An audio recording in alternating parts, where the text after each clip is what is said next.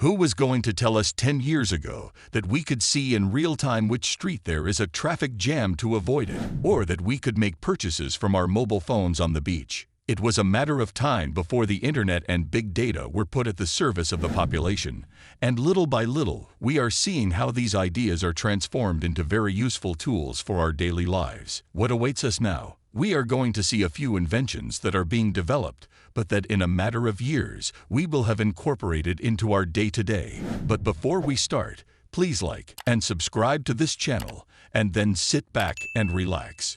Smart clothing and fabrics. Smart devices have become part of our normality in recent years. We use smartphones, smart bracelets, and also various devices in our homes that make our lives much easier. And it is increasingly common for the most ordinary devices to have the technology implemented that goes beyond their usual functions. Having even the fridge and the kitchen robot connected to the internet is becoming more common every day. Over the next decade, we will be able to enjoy incorporating technology into something we never leave home without our clothes. Various companies have been working on smart fabrics for some time, and it does not seem that it will be necessary to wait too long for them to become a reality. Smart textile products can have very diverse uses, which would allow them to be applied in areas beyond everyday life.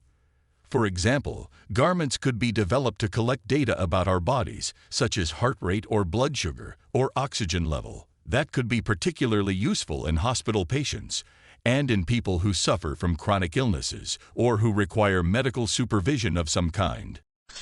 It could also help athletes, since they would have information at all times about their physical condition. Smart fabrics with other applications are also being developed. For example, there are some dedicated to protection, capable of reacting to external stimuli and changing their structure according to needs, or fabrics capable of adapting and changing based on temperature. Other simpler smart fabrics, which have been on the market for some time, although not affordably, are textiles that change color or light up. In general, the possibilities are endless, and it is expected that in the next 10 years, fabrics with technological applications included will be much more common, becoming another device that we use daily. Brain-controlled prosthetics. Due to accidents or various diseases, some people have been born without any of their limbs, or have lost them throughout their lives.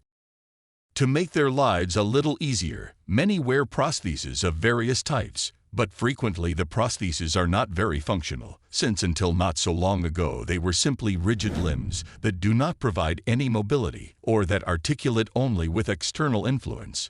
For example, using the hands to move the prosthesis. Luckily, in recent years prosthetics have come a long way. Companies like bionics have developed robotic forearm prostheses that sense the user's muscle movements and articulate the wrist and hand accordingly. In itself, it is a considerable advance, since it allows the creation of intelligent prostheses with more natural and intuitive mobility. But there is a step beyond the prostheses connected to the nervous system. By having a direct connection with the brain, moving and articulating these prostheses is as simple as thinking about the movement we want to make. And of course, it's not that easy to create anything like this.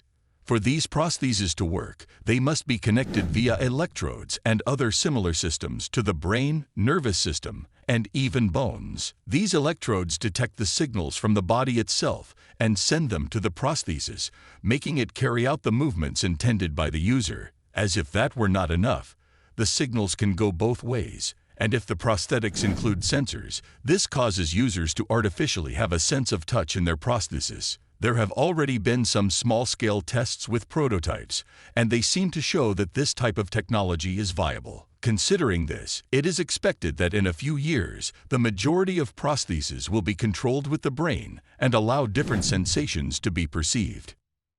3D printing of organic material. Another big change that we have seen in recent years, especially when it comes to product manufacturing, is the implementation of 3D printers. They are capable of creating from the simplest objects to very complex products. Originally, 3D printers were quite limited. Most used various plastic compounds for printing, took many hours to finish a process, and weren't especially good with the more detailed projects. But as with everything in the world of technology, they have improved rapidly, allowing them to be implemented in very diverse fields and gradually becoming much more affordable. However, 3D printers have not remotely reached the limit of their potential. There is an idea that has been on the table for some time, and that is slowly becoming a reality: organic tissue printing, better known as bioprinting.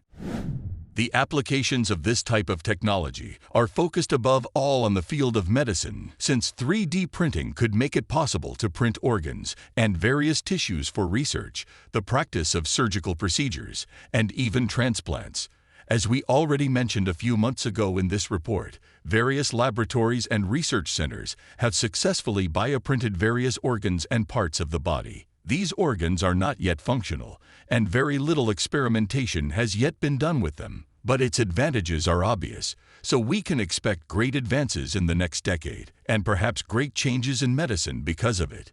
For example, those who need a transplant would not have to spend months, or even years, waiting for an organ to match them. A printer could create any organ in a matter of hours, which would mean not only improving the quality of life for many people, but even saving lives. Some companies use animal cells for their meat bioprinting. Cells can be obtained from a living animal and cultured to multiply, thus generating the raw material needed for bioprinting.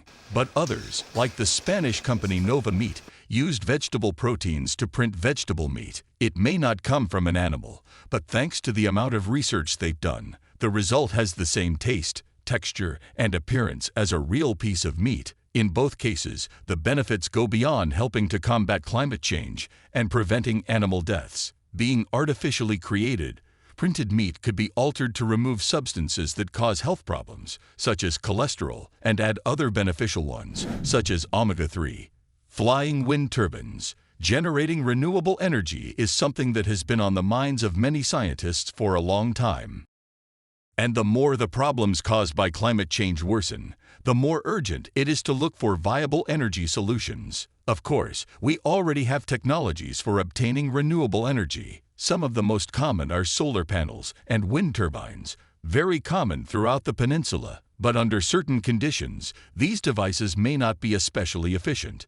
The place where they are installed influences, of course, but when it comes to wind turbines, height is one of the most relevant factors. As you will have seen many times, wind turbines are installed on very tall towers to make the most of the force of the wind, and the more height, the greater the wind speed, which allows more energy to be produced.